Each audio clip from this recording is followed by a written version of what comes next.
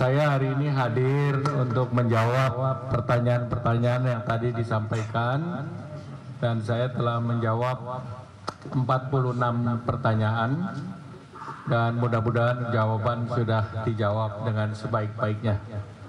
Hal-hal lain tentunya nanti penyidik yang akan menyampaikan atau menjelaskan. Terima kasih. Wassalamualaikum warahmatullahi wabarakatuh. Saya kira itu ya, nggak ada pertanyaan untuk beliau ya. Nanti kita yang menjelaskan semuanya. Silakan Pak. Ya, terima kasih.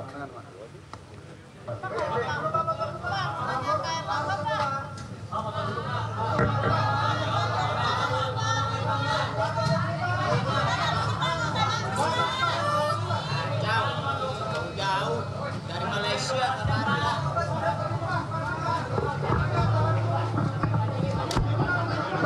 Mas, amankan. Ya, Mas. Ikut Mas. Amankan. Takut. Dari tadi mobilnya.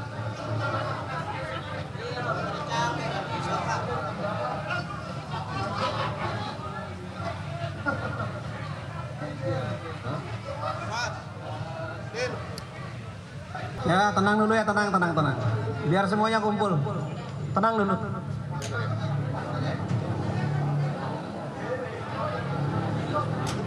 Udah bisa dimulai rekan-rekan sekalian?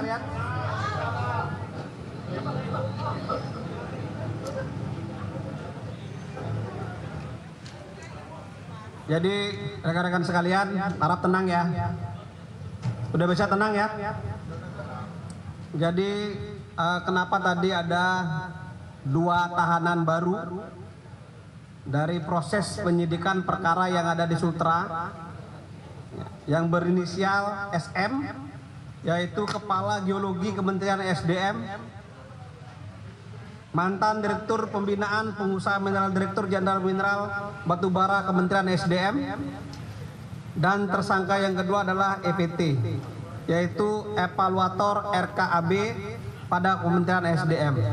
Jadi kedua tersangka yang ditahan tadi terkait dengan perkara yang ada di Sultra, yaitu perjanjian KSO antara PT Antam dan Rapa Konsorsium, yang sampai saat ini sudah menetapkan 7 tersangka, yang 2 tadi adalah dari Kementerian SDM.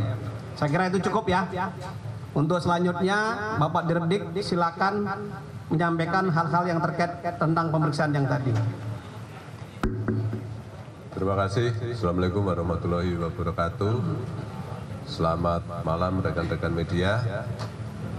Pada hari ini, sebagaimana kita ketahui, tim penyidik Kejaksaan Agung bidang tindak pidana khusus telah melakukan pemeriksaan terhadap Bapak Erlangga Hartarto selaku Menteri Koordinator Bidang Perekonomian. Pemeriksaan berjalan selama 12 jam dari jam 9 sampai jam 9 pagi sampai dengan jam 9 malam.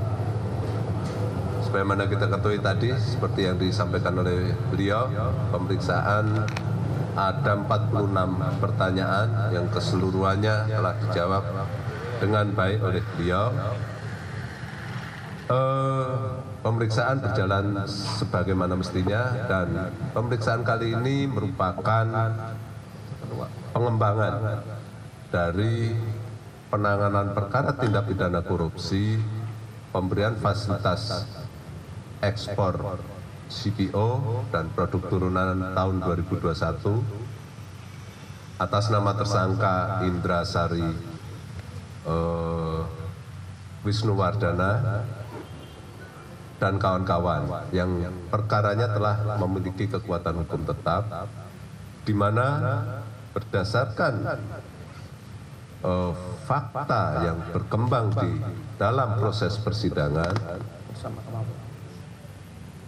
telah kami temukan fakta-fakta hukum baru yang menurut kami perlu untuk didalami. Dan hasil dari pendalaman tersebut, beberapa saat yang lalu, sebagaimana kita ketahui, tim penyidik telah menetapkan 3 tersangka korporasi, yaitu Wilmar Group, Musim Mas Group, dan Permata Hijau Group. Ya. Dalam rangka untuk membuat terang peristiwa pidana terhadap 3 tersangka tersebut, maka kami memandang perlu untuk memeriksa Bapak Erlangga dalam kapasitas beliau selaku Menteri Menko Perekonomian, khususnya terkait tugas dan tanggung jawab beliau dalam rangka mengatasi kelangkaan minyak goreng. Sebagaimana kita ketahui, dalam proses penanganannya, ternyata belakangan kita ketahui telah menimbulkan kerugian keuangan negara. Mungkin itu yang hendak kita cari simpul-simpulnya. Mungkin demikian dari kami. Terima kasih. Rekan-rekan media, saya buka beberapa pertanyaan saja. Ada pertanyaan? Depan.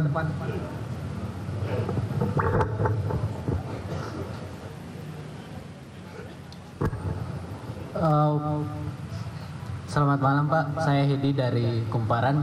Ini mempertanyakan tadi kalau bisa didetailkan yang 40-an pertanyaan itu apa saya menyangkut, apakah kan tadi juga sempat dijelaskan bahwa itu soal kebijakan yang bersangkutan ketahui gitu. Kalau bisa didetailkan mungkin yang bisa di-share ke media itu 40 pertanyaan itu apa saja, menyangkut apa saja dikonfirmasinya Pak. Itu yang pertama. Terus yang kedua, mungkin beberapa bertanya gitu kenapa yang bersangkutan ini lama diperiksa begitu Pak. Beda mungkin sama 2 menteri sebelumnya yang pernah diperiksa juga di sini. Mereka agak cepat keluarnya.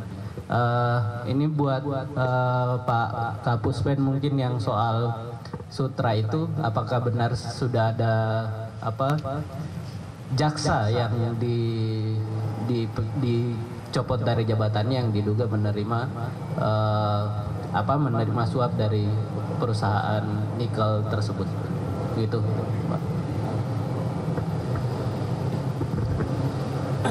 Saya jawab yang ketiga ya, pertanyaannya, bahwa dalam waktu 1 bulan yang lalu saya sudah pernah merilis terkait dengan pelanggaran disiplin berat dari oknum 3 oknum jaksa.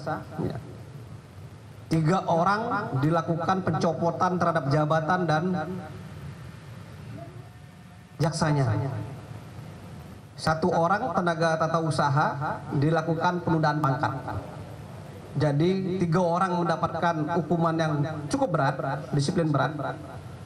Yang 1 orang mendapatkan hukuman yang sedang.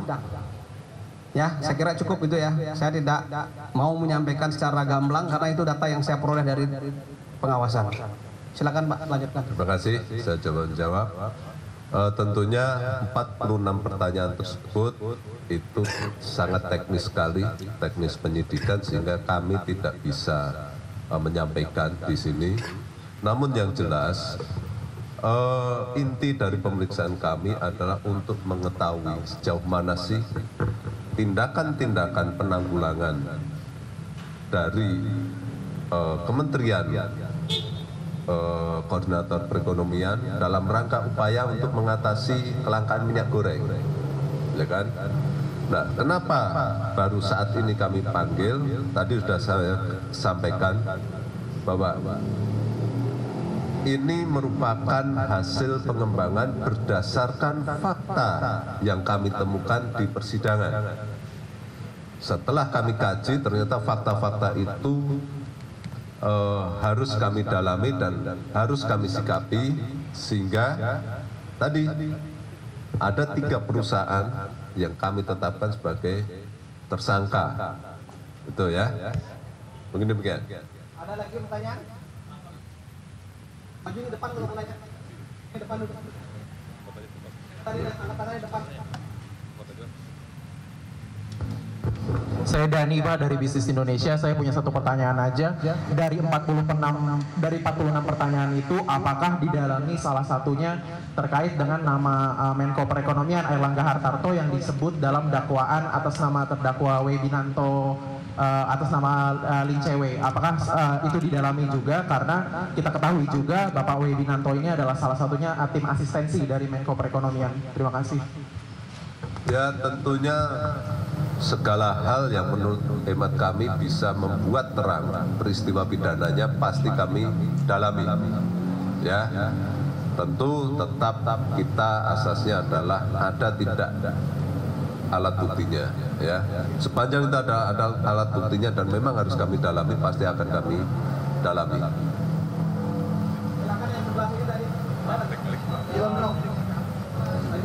Ya.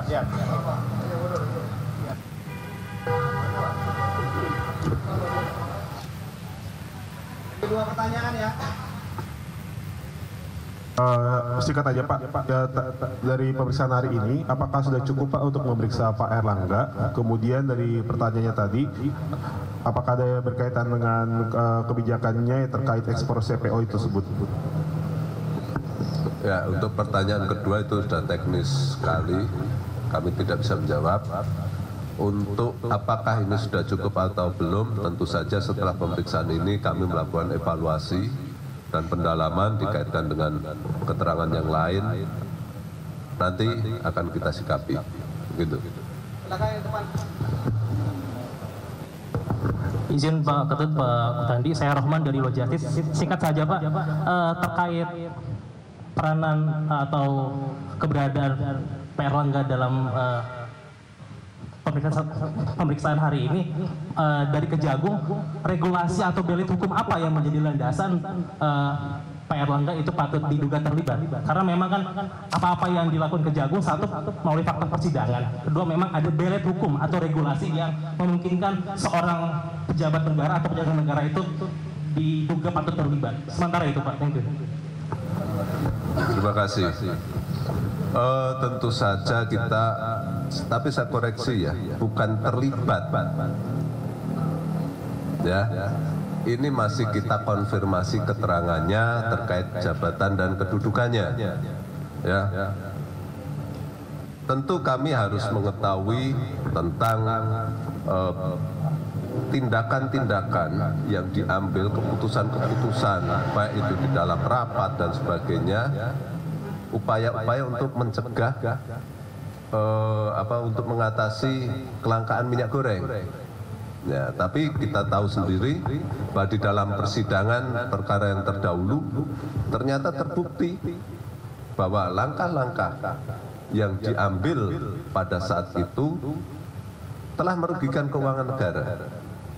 Ya, nah kami mau mendalami ini, apakah ketiga perusahaan tersebut turut menimbulkan kerugian negara atau yang menikmati kerugian uang dari uang negara, dan kenapa itu bisa terjadi, itu yang tidak kami dalami. Ya, mungkin demikian. Satu pertanyaan lagi. Di belakang. Ada lihat lagi terus. Malam Pak, saya Rahel dari Kompas.com. Ada dua pertanyaan. Yang pertama untuk Pak Dirdik terkait pemeriksaan hari ini, berarti bisa ditegaskan bahwa hasil pemeriksaan terhadap Pak Erlangga hari ini tidak ada kaitannya terkait kasus pidananya ya? Maksudnya berarti Pak Erlangga ini nggak terlibat di kasus pidana itu sendiri kan ya Pak? Itu untuk Pak Dirdik. Dan kedepannya Pak Kejagung akan memanggil Pak Erlangga lagi sebagai saksi. Untuk Pak Kapus Penkum, mau menegaskan Pak terkait pertanyaan sebelumnya dan mengkonfirmasi sekalian, apa betul bahwa jaksa di Jamintel yang bernama Ramiel J saja itu udah dicopot dari Kejaksaan Agung sebagai jaksa?